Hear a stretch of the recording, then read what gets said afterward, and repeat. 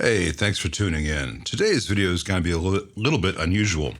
I've noticed in the comments of a lot of videos recently, as new people find the channel, they'll see part one of an amp and they'll say, "Hey, when's part two up?" Or "When can we see this?" Et cetera, et cetera. Why is it taking so long for part two? The primary purpose of this channel is not to be a YouTube channel. It's so that when someone sends me their amp, they can see me go through it and document what it needs and why. So it's like if you have your car worked on and they say you need a transmission, you know that you actually need a transmission. They're not just trying to make money off you. And there's not a bunch of technical gobbledygook to confuse the owner. So when an amp comes in, the first video is usually an evaluation to see what the conditions are and what it needs. And I share that with the owner and with everyone else. I talk to the owner, we agree on what work will be done, and I order the parts as needed. Now, a lot of times I have stuff in stock already, but sometimes I have to order things. That usually takes 3 to 7 business days for parts to arrive.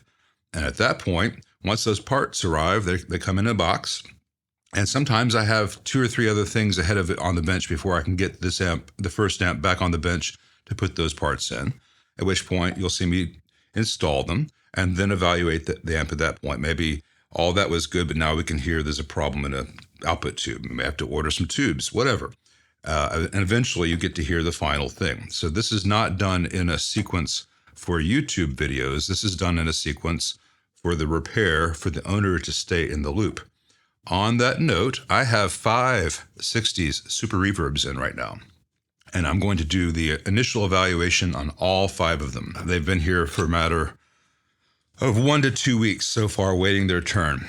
And if I were just doing this as a YouTube channel, I would do 1 video per amp, and I would probably, wait until all the videos on 1 amp are done and then release them all in 1 mega block or whatever, or I release part 1 of each, amp a couple weeks apart. So it's not like Super Reverb heavy content all the time. But that's not fair to the owners. The owners don't need to wait additional weeks while I schedule the video for the best channel impact and all that to know what their amps need.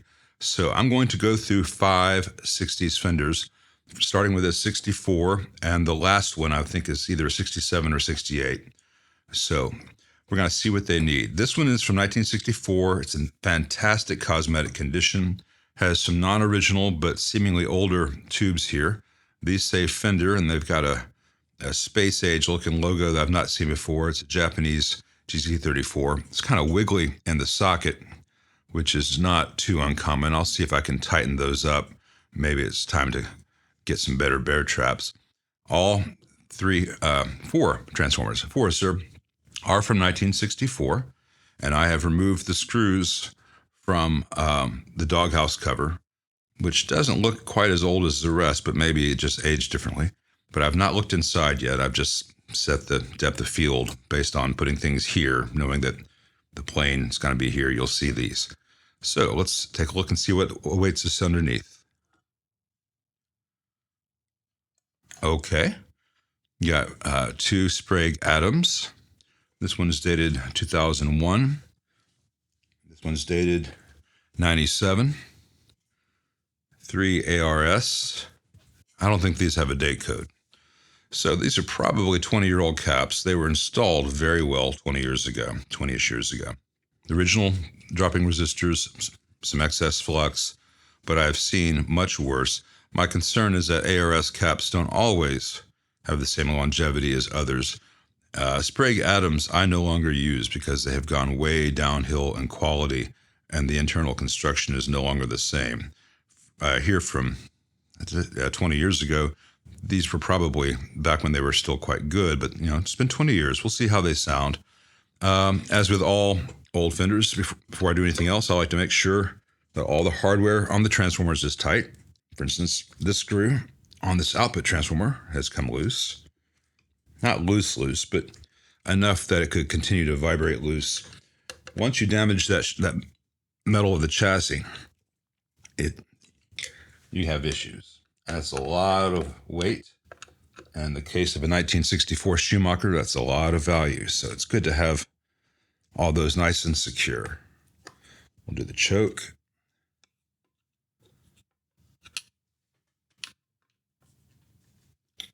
and the reverb driver.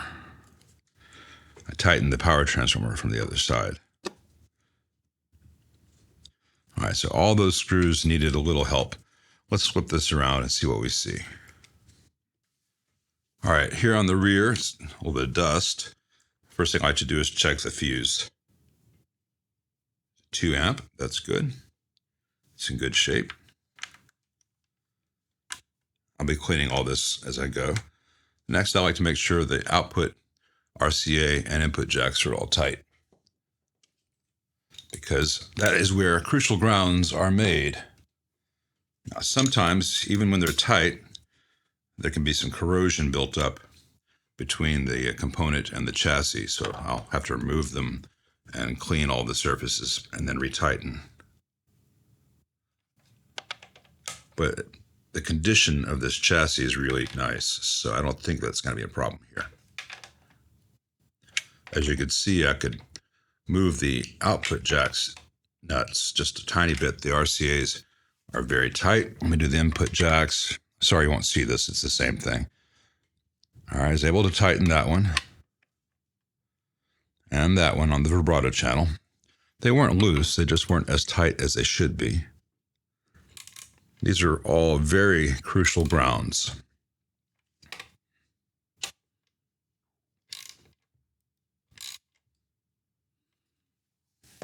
No one in the history of amps has ever said, "I'm sorry, that ground connection is too good. My amp works too well." All right, so now let's take a look inside this thing. Power cable here does have a longer ground, but it's made to the transformer mounting hardware rather than to chassis. I'll change that. And the hot and neutral are not wired correctly. The hot is going to the switch. The neutral is fused. People ask about that. I have actually read somewhere electrical safety code mentioning a non-IEC, i.e. a captive power cable, must have its ground longer than the others. Someone was asking about that. I've not found it. I have found it in the past. Behind every electrical safety regulation is an unnecessary death or injury. We learn with electricity. We've been learning a lot. At this point, we've got people on the moon, so basic AC safety wiring is pretty well understood. It's just not implemented by most people in the amp industry, which is frustrating. And the reason that you want to have the hot fused before the switch, well, you can't see that area in the view right now, is because if the hot is going straight to the switch, switches fail. Switches short. Switches can short to the chassis. I've seen it happen.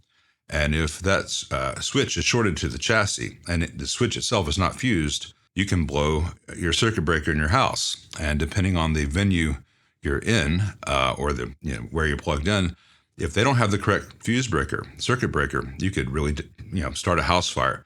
That's the reason that all electrical devices over whatever wattage power draw must be independently fused. That's another electrical safety regulation. So the hot must be fused before the switch.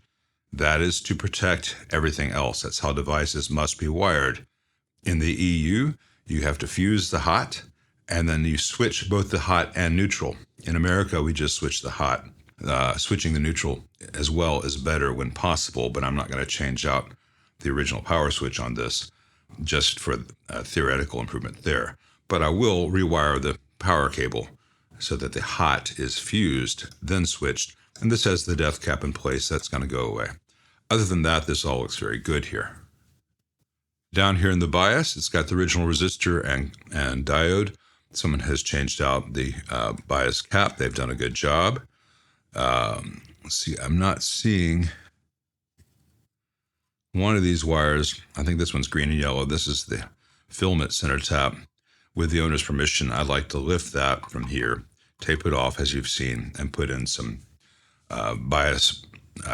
heater balance resistors. As I've talked about in other videos, if you have a massive heater short, which can happen at power tubes, particularly with the current production ones, and you have the center tap physically connected to the chassis, that wire can burn up and into the power transformer before the mains fuse can trip. Whereas if you have the two resistors, you're out a nickel. It burns up one of the half-watt resistors and doesn't damage the power transformer. So that should be an obvious choice. As to the rest of it, it's in really good shape. Almost everything over here is original. The only exceptions that stand out, obviously, are the cathode bypass caps. These are some Zycons, so that 20-year date on the recap estimate is pretty accurate. These have not been made for 5 years now. Someone will know. Anyway, these Zycons were good caps. This was a good job done 20-ish years ago. I think it's probably time to change them. That's the owner's decision. I will talk to him after this video airs. And this one's in good enough shape that I think we can risk powering it up. Everything seems to be original. Let me hook up a reverb tank and get that started. All right, all powered up.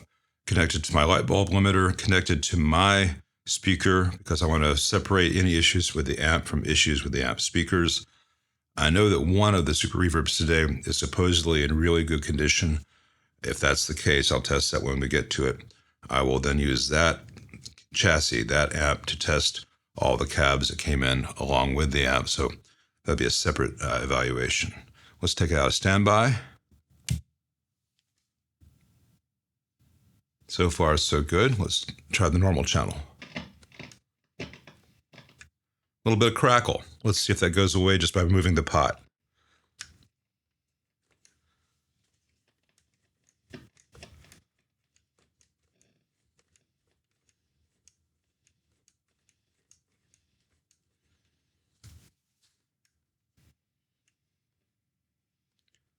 Almost entirely gone.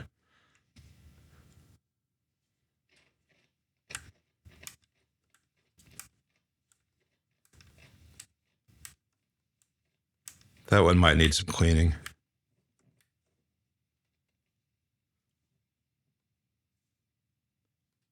It doesn't sound like DC to me.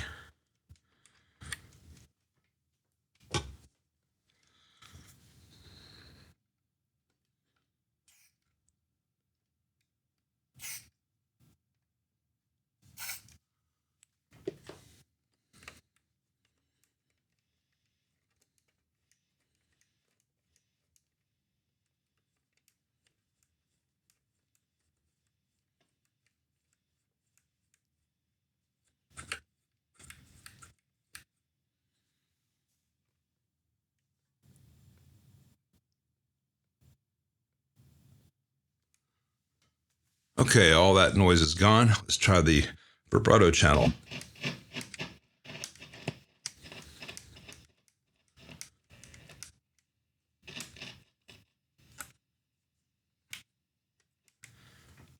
Same thing. We'll do the reverb pot at the same time.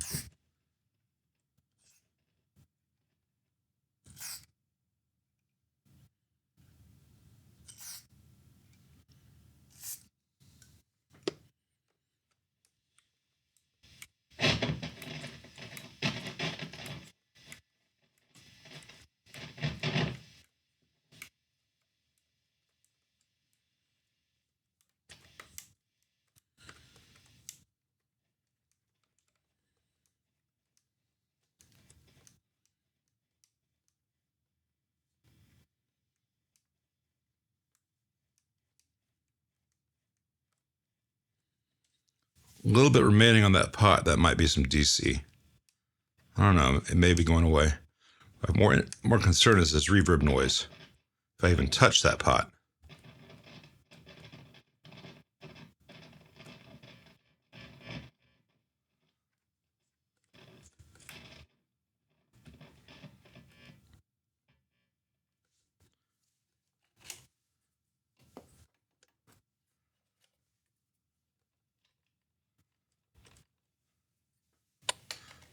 Doesn't seem to be a problem with the V4. I'll put that tube shield back. And V5 because I pulled the wrong tube shield. Is that just maybe not tight on the chassis? Let's see.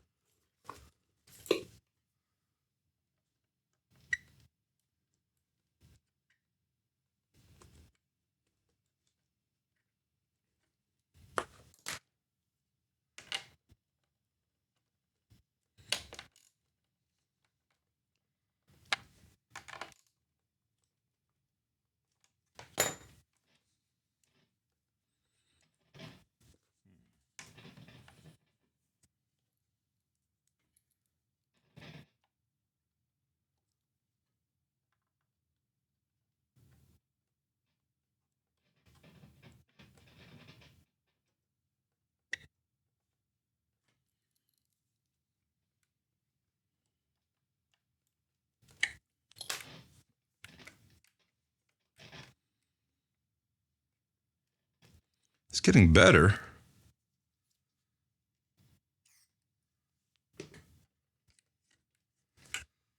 Not run into that before.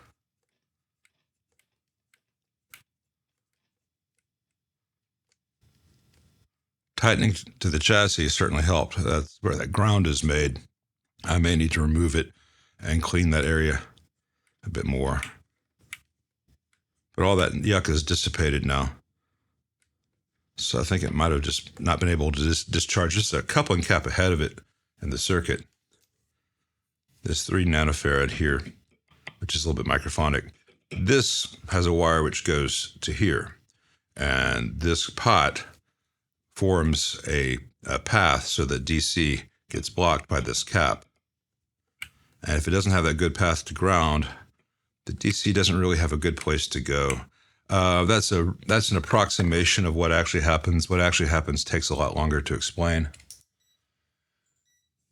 Let me get my leads out. From the perspective of a musician, what I just said is probably all you need to know about on the subject. There's no DC present there, so I bet there would have been earlier when all that static was there before I retightened that, made that ground better. Let's find my little magic doohickey that makes the tremolo turn. Come on. All right, one magical doohickey located. It's an RCA jack that I've shorted to itself. I make a bunch of these because they always end up invariably going home in people's amps. Start with the normal channel.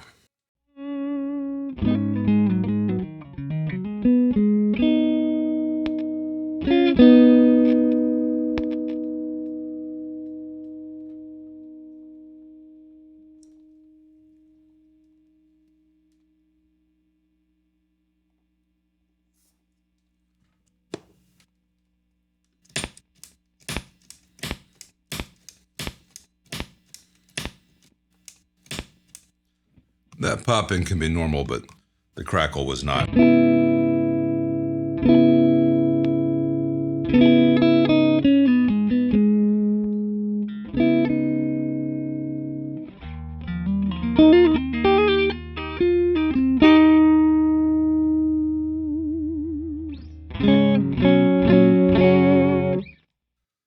That sounds quite promising.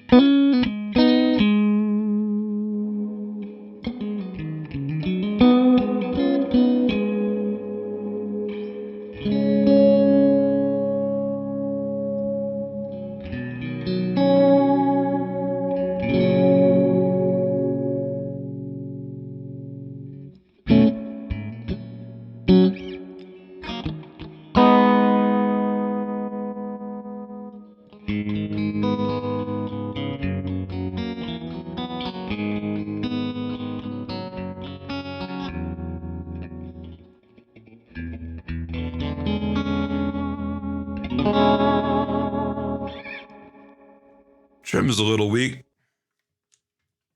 Let me try a different tube in V5 to see if I need to make any changes to the circuit. Just this tube.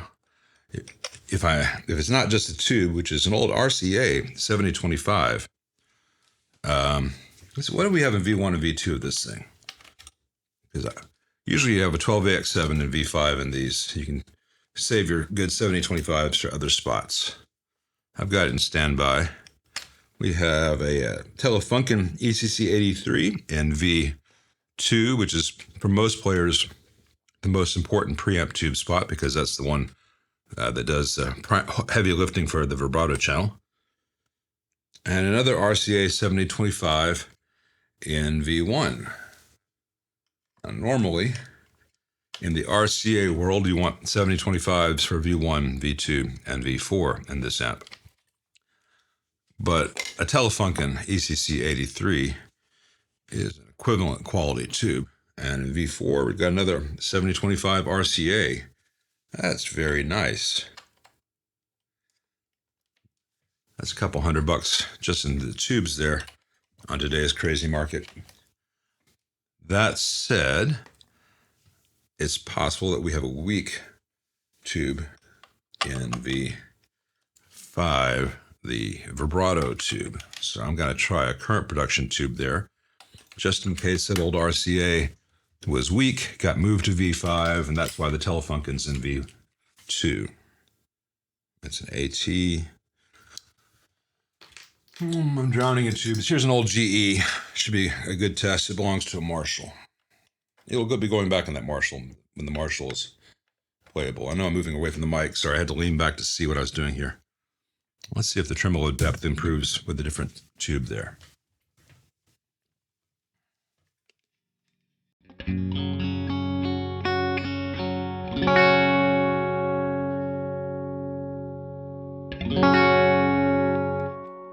Tremolo is just now warming up.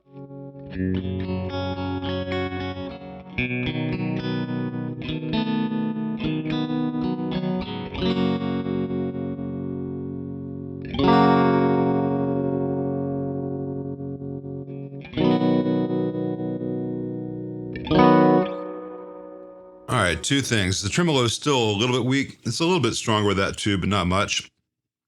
I suspect it's probably those cathode bypass caps.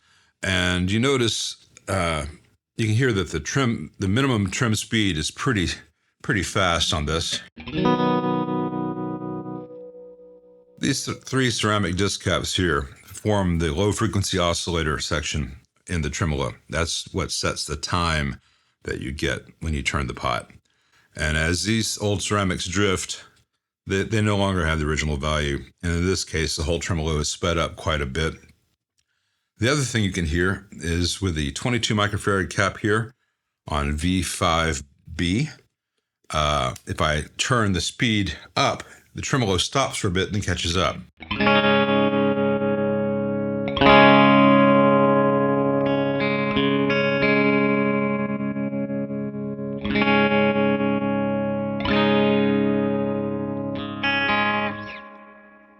I would like to at least change that cathode bypass cap out. And if I change it to a 5 microfarad, a 4.7 microfarad, then the tremolo speed will actually turn at the same time, change at the same time that I turn the pot. You won't have those dead spots where it drops out for a minute. So far, everything that I'm seeing on this amp, I have not tested the speakers yet. The amp itself is working really well. The tremolo issues there, changing at least as one cathode bypass cap. I'd like to change out these three caps in the trim. The owner may be wanting to keep the speed the same. That's fine. He can keep the original caps if he wants to, just be a little bit faster. I think the amp would benefit from a preventative recap. I'm not saying that to make money off him, but he had the amp. He bought the amp, had the seller ship it to me for inspection, and then he'll come pick it up. So caps are not expensive. A recap on this model is not expensive. It would save him a repeat repair sometime in the next 5 to 10 years when those caps fail. And you want them to preferably want to have them changed out before they failed in such a way that they damage anything else, especially since this has original iron. I need to change out the AC safety cable as mentioned. I'd like to recap it. Other than that, just need that basic cleaning, and I'll clean the tube sockets, and I'll try to retension the output tube and rectifier socket a bit. Maybe give it some fresh bear trap retainers, because those things mechanically get weak over the decades.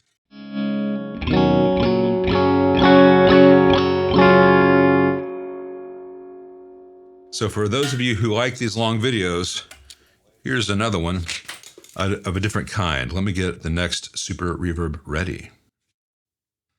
Next up is this 1965.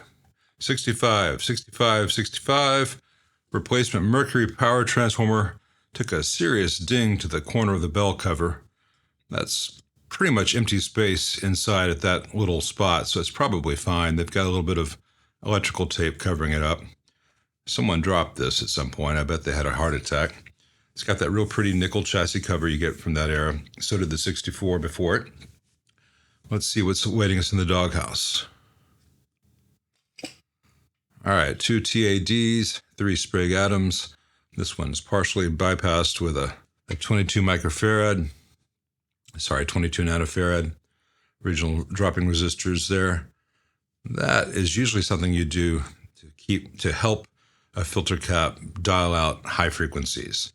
And it can be beneficial, particularly in hi-fi setups. It's usually not necessary in a guitar amp, and usually you'd want to have such a thing on one of the first nodes, not this one.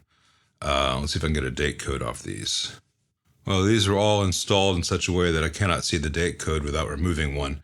Let's see how they sound before I worry about that. The power transformer replacement was done pretty well.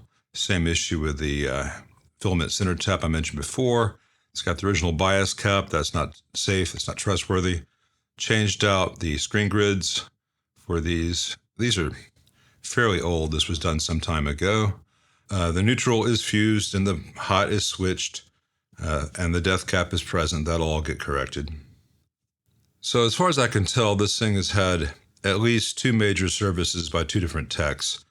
So we've got some really old yellow caps here, and then we've got some spray atoms here, and the original cap here, original caps here. It makes no sense to me to leave these original caps in. If these are failing, this is not long behind it.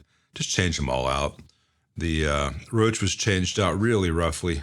Willy wuffy, Thuntoyan.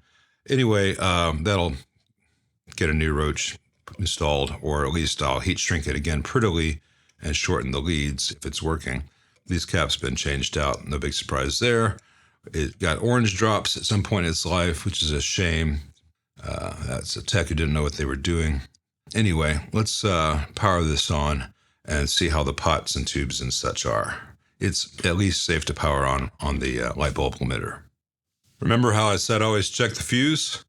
4 amp fuse, needs a 2 amp. Let's take this 4 out, put it to the side, put this 2 amp in. I like to have the 2 amp or the fuse rating in general visible when you pull it out. Let's install this, power it on. Bulb seems dim, but it is lighting. These old bulbs, what you gonna do? I know what I'm gonna do, I'm gonna change it out. Anyway, let's let that warm up just a little bit. Standby is not really necessary in a Super Reverb or other GZ34 rectified amp, but it can be nice to do an initial power on test for a tech, just to keep an eye on things, make sure nothing is arcing where it ought not to. Take it out of standby. All right, let's check the normal channel.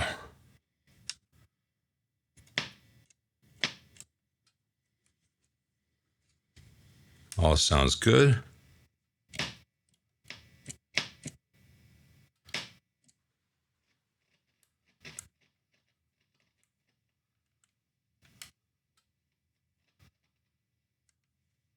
Because there is static on the treble, but not the volume, that tells me it's not DC.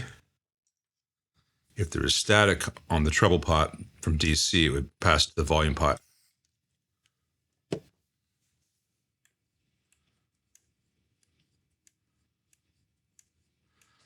I'm using Keg fader lube. I am not using WD-40 to clean pots. I see people do that on forums and such. That is a classic, really bad idea. All right, let's try the vibrato. It's flashing, I can see that.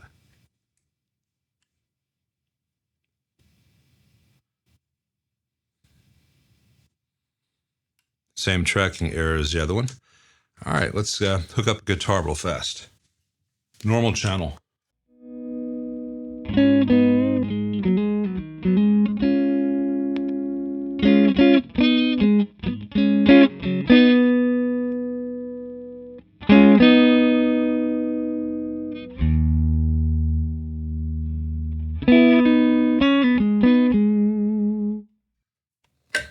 Vibrato channel.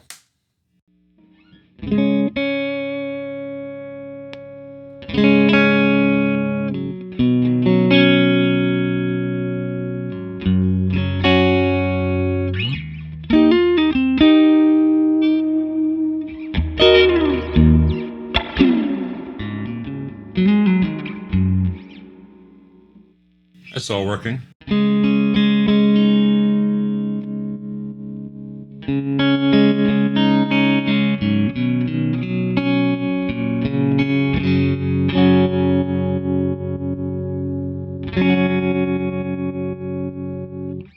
That trim has been modified. It is slower than stock. What do we got there? A 30? We got a 473, a 47 nanofarad, supposed to a 22. So that one's been doubled. That's why the minimum slow is much slower than most vendors.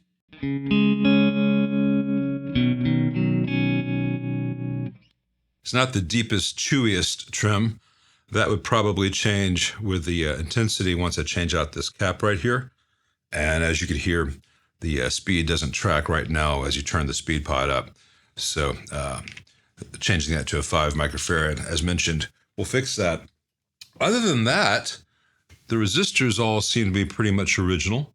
No big, well, no, I got some changed out resistors here, these plates, but they were changed out fairly well. A little excess, clean that up. It's a shame the orange drops are here. It would have been unnecessary. The owner has been happy with the tremolo, so I'll probably just do the fix to this cap, which will make the speed pot more responsive and give a little more strength to the trim. I'm not going to mess with the speed unless he wants to put it back to original. I will clean up the roach wiring because that offends me. I think this amp definitely needs these 3 original, well, 4, that's a dual section, bypass caps and the filter cap for the bias changed out. It's up to the owner whether he wants me to do a full recap while it's here. Given the age of those yellow caps, I think that the Sprague atoms in the doghouse were probably from that era, and the TADs were probably done later. Can't be sure of that. I don't have a crystal ball, but just general, a little bit of a cleanup of the tube sockets. Pots are in good shape. Only had the one dirty pot. Fresh electrolytics. Clean up a few things that aren't as pretty as they could be. This thing should be a new power cable, a new safely installed power cable, and this thing should be fantastic for a long time to come. So let me go get another one. I think I'll grab a sandwich first. But from your perspective, the next one's coming up now. Next up, we have this 1968 Super Reverb, and I last had this amp on my bench in May of 2016. It's got original 1968 iron across the board. It's got some Mesa 6L6s that I installed at the time. They were one of the better options on the market. It's really a soft tech, and it's got a plug-in dummy thing with diodes that goes into the rectifier socket, so solid state rectification. It's missing some tube shields. The owner probably has them and does not have a tube in V1, which will give a little bit more gain to the vibrato channel. In here, still has the Sprague atoms that were in here when I got the amp in 2016. I did not change these caps then. The person who owned the amp in 2016 was a different client than who owns it now. I did change out these resistors, including the 2 balance resistors down there. This one, the 1K, had burned according to my notes. So since that one had burned, I went ahead and replaced the 1K, the 4.7K, and the 220Ks with metal oxides. These are some Panasonics that are quite nice.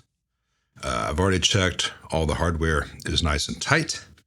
Like a lot of silver panel amps, the panel has been abused. It's kind of lifting up here. It's got these dings in it, and it's got scratches all over it. Now, I cannot make this thing look brand new, but if the owner would like, I can remove this panel and press out these big dents and make it all kind of straight.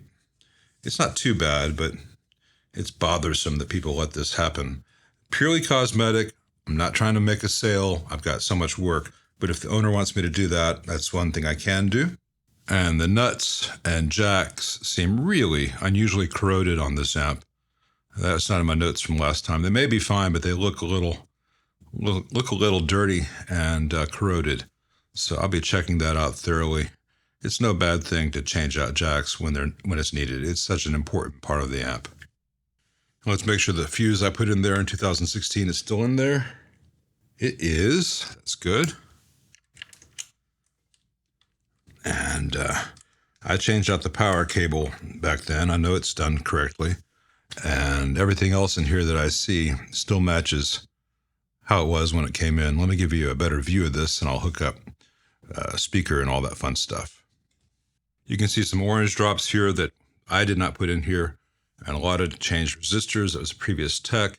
I do prefer ceramics here, but the films do sound okay. Mostly original resistors, except for the plates have been changed out. All the cathode bypass caps here are Sprague's. Got the 25 here, so we're going to have the same speed with the same issue with the speed pot not tracking correctly.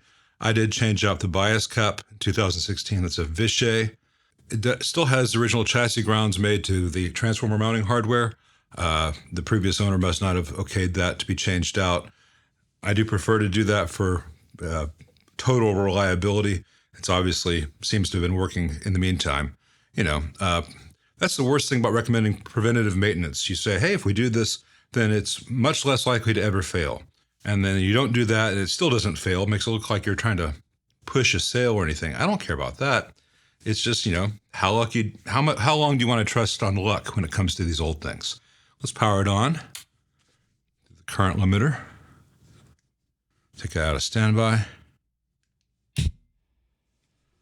All right, with the volumes off, it's got a much higher noise floor than the previous two examples. Probably a tube. Or just dirty sockets. Let's test that.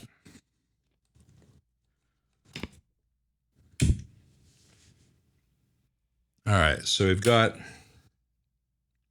an old RCA 7025, but there's a high noise floor. Let's put this to the side.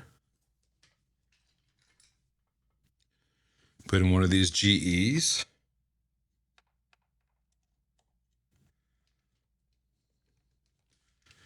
And I'll go ahead and put one in V1 as well.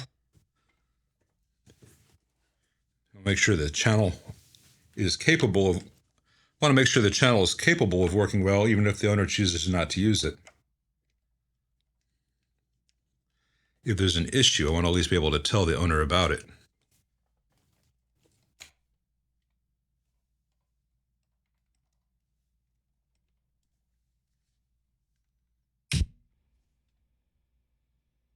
All right. Dirty socket, but that white noise is gone. That socket will clean up no problem. Let's try the normal channel first.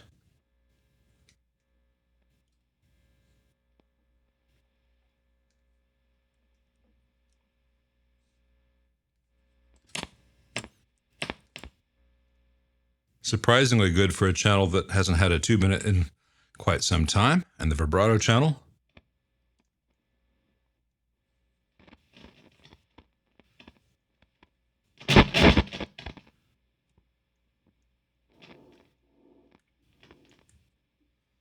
All right, just like the other.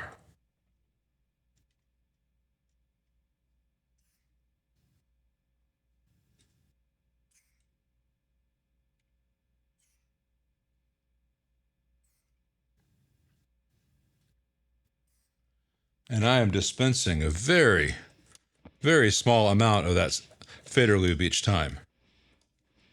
Not big puddles of stuff building up.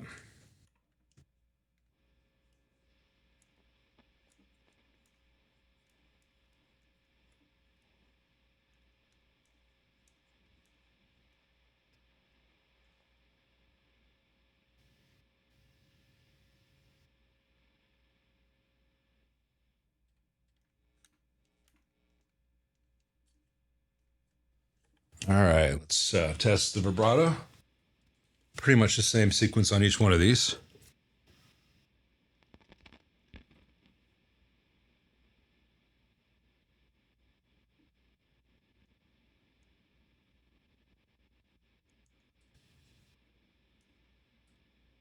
All right, aside from the speed not tracking, it sounds pretty much normal.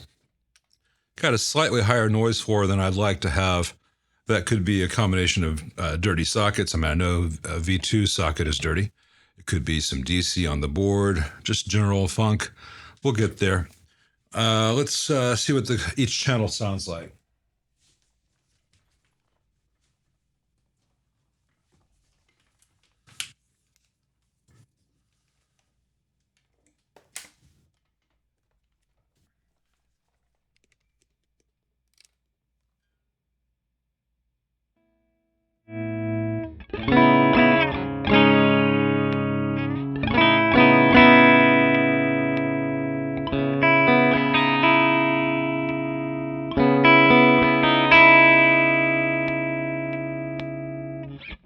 That bright switch isn't doing much, if anything.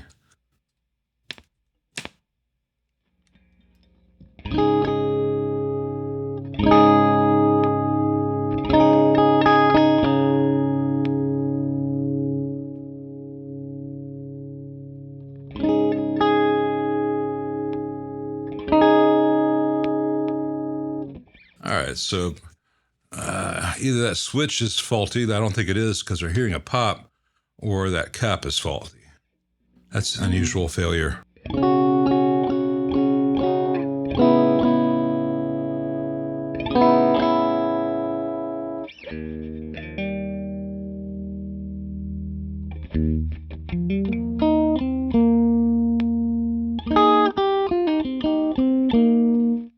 I'll ask the owner if he wants me to fix that, if he's not using that channel.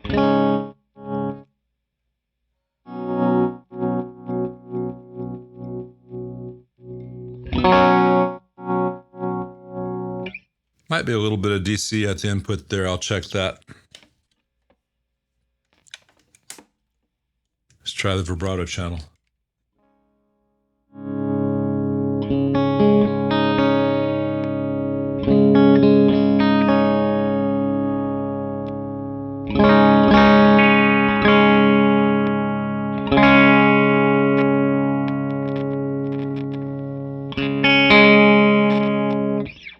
Might just be dirt keeping that switch from working. I'll clean both switches and then revisit that. Let's check the rest of the circuit.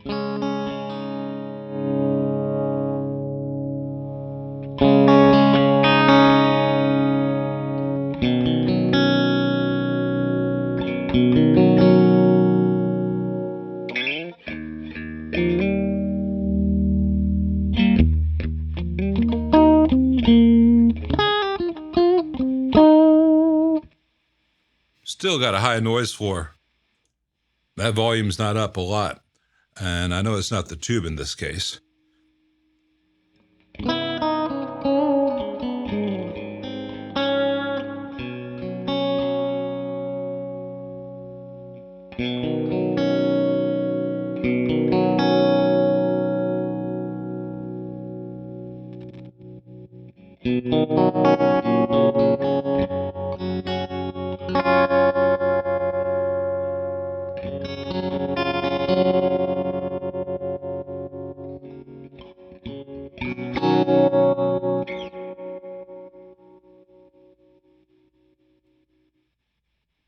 Reverb sounds good.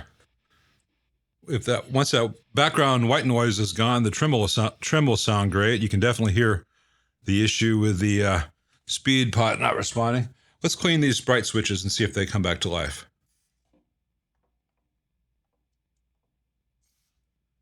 May just have such a layer of funk built up that nothing electronically is happening. Not making contact. I know it's an exciting video.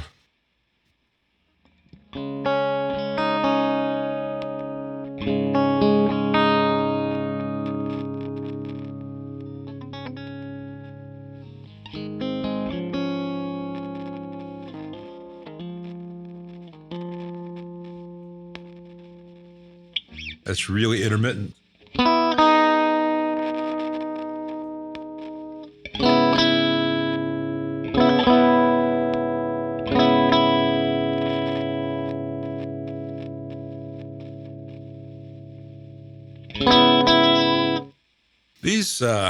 These bright switches are pretty fragile. It's just a bit of phenolic and they're kind of clamped in place. Sometimes I'm able to open them up and burnish everything and put them back together, and they work again for another 20 years. And sometimes it's best to say, well, that switch is worn out. Switches are rated for, 10,000 uses or whatever in their lifetime. And that one's had 10,005. Switchcraft makes a switch which is exact drop-in replacement, except it's a 2-pole instead of a single pole.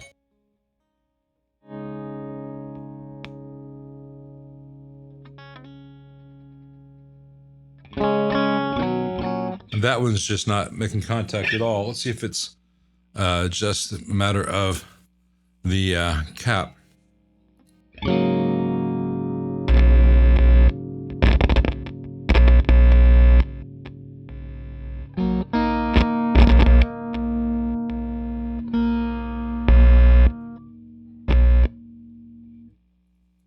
When I connect that, I guess I'm injecting myself into that too much. That's the trouble with just trying to touch things together sometimes. Let's try it with something where my hand could be farther away.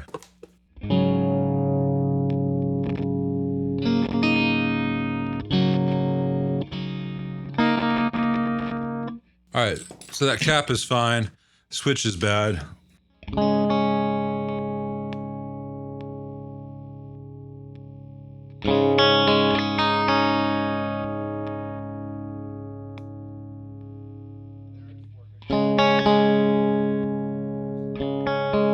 And that's both in the same position it's supposed to be on. So I'll see if I can restore those switches or if we need to order some new ones. Other than that, this amp's in really good shape. I think preventatively a full electrolytic change, that would be nice. You know, if not that, making the change to the cathode bypass cap here so the trim works better, chasing down the white noise. And it could be that some of that white noise is an old tube in V4. Let's try that. Let's pull V1 and put it where V4 is. V4 is also an old RCA, but it's an RCA 12AX7 rather than a 7025. Back in the day, the best tubes RCA made, as far as noise levels went, were labeled 7025s, and the regular ones were labeled 12AX7s, and Fender specified 7025s for the lowest noise floor. So this old RCA 7025 might just be noisy. Let's see what this sounds like.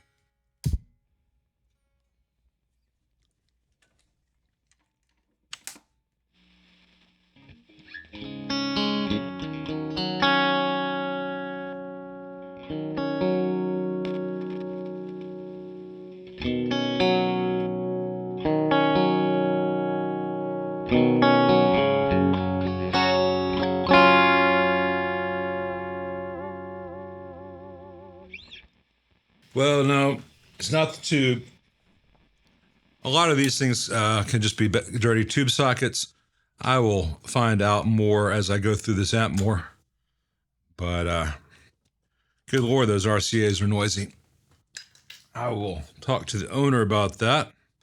Everyone wants these things because original, rare, etc., and the collectors have driven the pricing of everything up.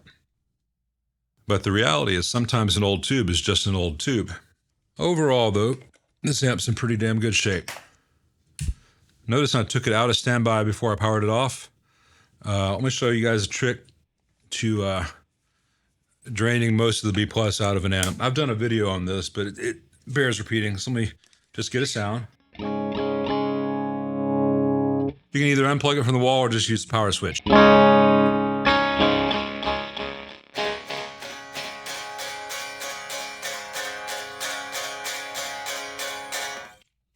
And now, because I left it in play, not in standby, and I can measure the voltage left in the amp to zap me next time I go in here at the HT, I've got 39 volts decreasing and 33 at the screen, and that's all going to drain over the next minute or so through those 220K bleeder resistors, balance resistors in the doghouse.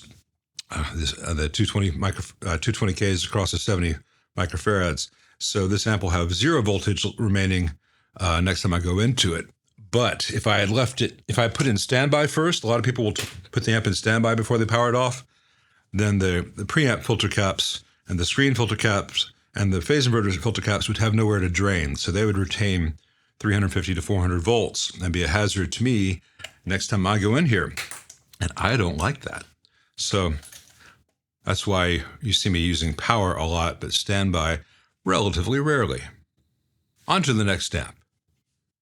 All right, don't let the black faceplate fool you. We're moving from 1968 to 1969 here. We've got a 65 reverb transformer.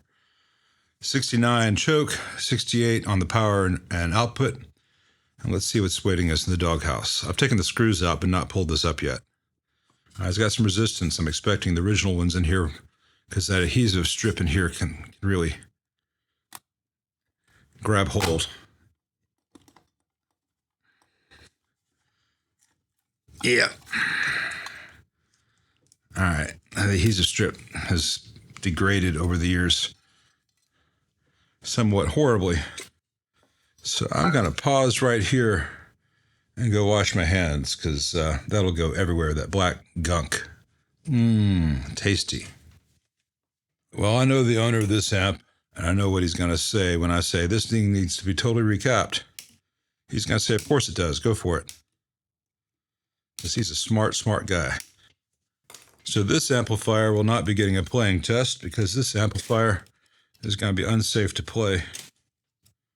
I can see bulges on these things. I'm just not going to take the time to point them out.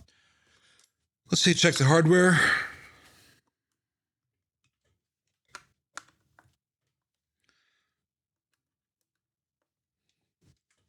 Hope these little flashes of my sexy knees aren't distracting to everyone.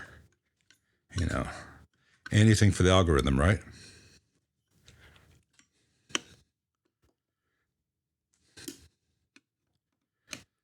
So they're all mostly tight. Unlike the indicator lamp, I'll get to that. I'm just going to pull these tubes for right now. Well, what in the wide world of sports is going on here? Got some mystery electrical tape as if wires have burned in the past, and there's some weird residue on the power transformer. And the power light, the lamp is completely loose. That could have shorted out any of these things and caused this. I'm going to have to get in here and remove this tape to see where we're at. Ancient electrical tape is not fun. The insulation is completely burned off, and these are just bare wire that discolored and blackened and then covered in electrical tape. That's really not safe. The heater wires have the highest current. Now, it's possible that I can take this transformer out and remove this end cover from it and find enough area of the old wire that's not damaged to be able to do a splice inside.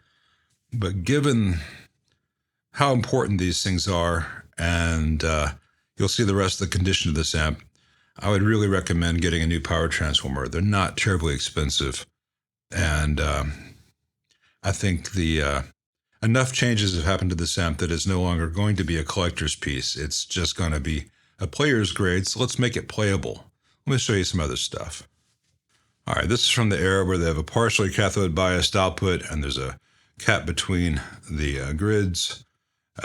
Just a lot of stuff they're doing to make these things stay cleaner that no player really likes. I'll change that out. Let's see what the fuse is. I'm wondering if there's a 10 amp fuse in here or something that could explain the burnt up heaters. I can get this fuse holder to come out. Did someone glue this in place? Jesus.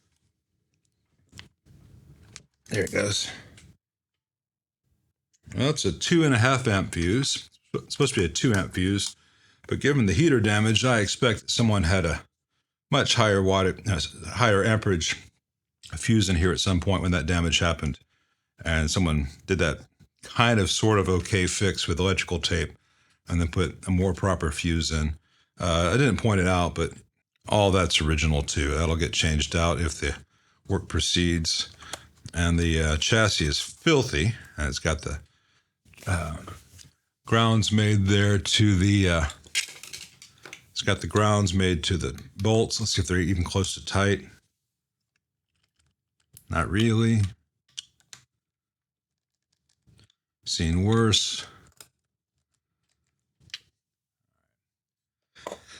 All right, onwards and downwards. One of the changes from 68 to 69 was apparently Fender got a good deal on some closeout wire from a telecom company and went to this really thin wire everywhere. Now, it works just fine, but sometimes the insulation will break off in little pieces. And Not all the wire they use is suited, like over here in the output section, which you can't see.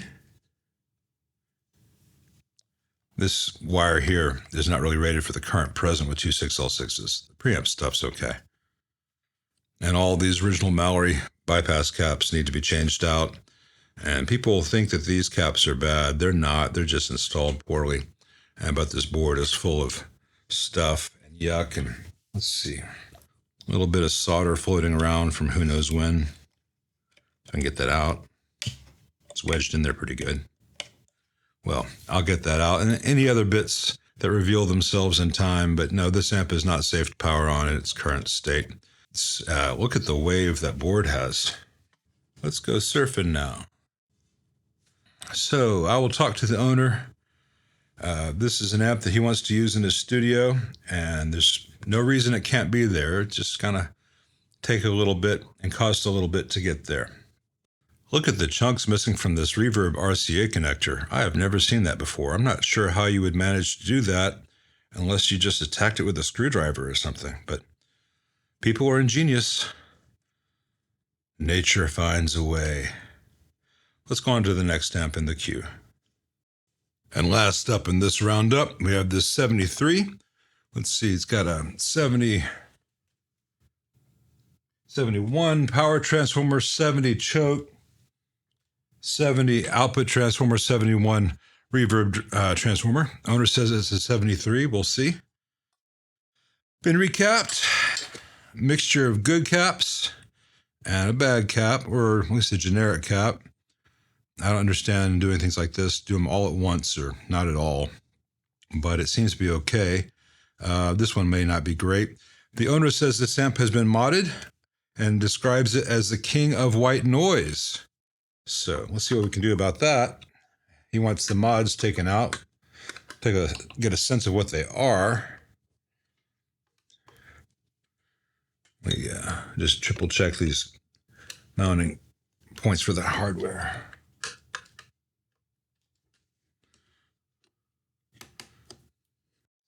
That one's almost free spinning. I'm gonna leave it in place. It's tight, but the sheet metal screws, they can only be turned so many times. And you can see that, again, like that 69, even though this is from 73, they've got a replacement black panel on it, as if it were a 60s amp. It's not. But I understand why the old silver panels get really beat up looking.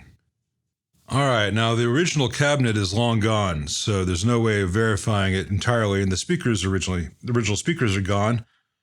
I'll see if I can get a date off one of the pots. But based on the transformers, the chassis, which looks 6970 due to the striations in the metal, just the way it's built, and the fact that the board is not just covered in tons of wax, which started in 73. I think this is probably a 70 or 71. I'm sorry, a 71 or 72, more likely 71. I don't see any other codes on there. There is a stamp that says 06001, but I don't know if that's a Fender thing. They made so many transitional changes in this era. There's a bit of an odd white cotton fluff here. Let me get that out. That's an odd thing to have. Someone went in there with a cotton swab at some point and left a little bit of it behind. In general, the mods are, on this channel, the mods are a mid lift. So you remove the tone stack for a higher gain kind of thing. Not really necessary. And they've augmented that with this separating the cathode for the second stage.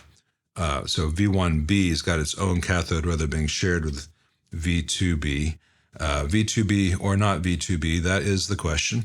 As far as the white noise goes, I'm not going to worry about that until I change out every one of these old white Mallory caps. They're all as old as I am and likely to be bad. And there's one down here on the vibrato stuff as well. Just going to the RCA jacks. If you've seen these, you know what I'm talking about. The resistors all look pretty good, mostly original, changed out here in this area. But no permanent damage has been done to this amp. Should be pretty easy to put back. Let me show you a couple of odd things. I've got this 10 nanofarad cap here from this output jack to this output jack. This output jack is where the secondary, the 8 ohm 2 ohm secondary attaches. And over here is where the negative feedback wire goes. It's usually a straight wire here. So this is just in series with the negative feedback stuff. You can kind of do stuff like a resonance circuit with this kind of thing, but not really in this amp model. It's a lot of frou-frou, no real result. The power cable has been installed mostly properly, so the hot is fused, then switched. Then the ground cap, the death cap's out. So they're using this ground switch, which is a 3-position ground switch, to do a switchable, to switch the tremolo in and out for a little more gain. I don't like bringing any kind of signal this close to the heaters or over by all the AC stuff, so that's going to go away. This is not me, putting my judgment down from on high. The owner is behind this. The owner wants this to be stock, more like the 65, 66 version of the circuit, but stock otherwise. I say it's mostly a good job. The ground is kind of short, and it is making grounds to the transformer mounting hardware, which goes loose and unreliable so often in these. This doesn't seem as bad as others. These are still tight, but I can see that the solder joint is partially broken here.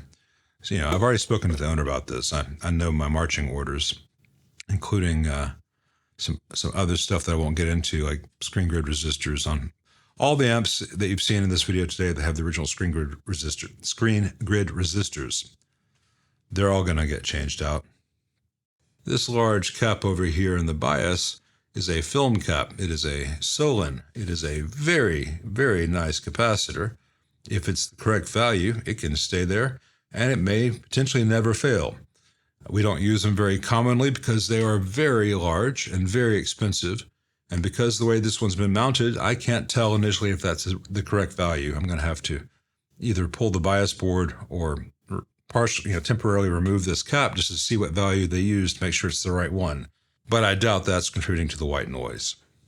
I'm pretty sure that once all these old cathode bypass caps are gone, all that noise will go away, or at least the majority of it, and then we'll probably just have to clean up this board like we do on so many Fenders that the board absorbs funk. Anyway, this will be a very rewarding thing to do, to put this back to better than ever condition.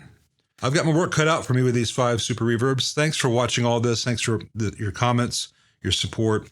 It really does mean a lot to me, and not in some kind of ego sense. It's just I try to do good work, and it's nice to have that noticed and called out. Call me out if you see me do something bad too. I'm not trying to be an exemplar of everything, though I do have very good posture. Anyway, thanks for watching.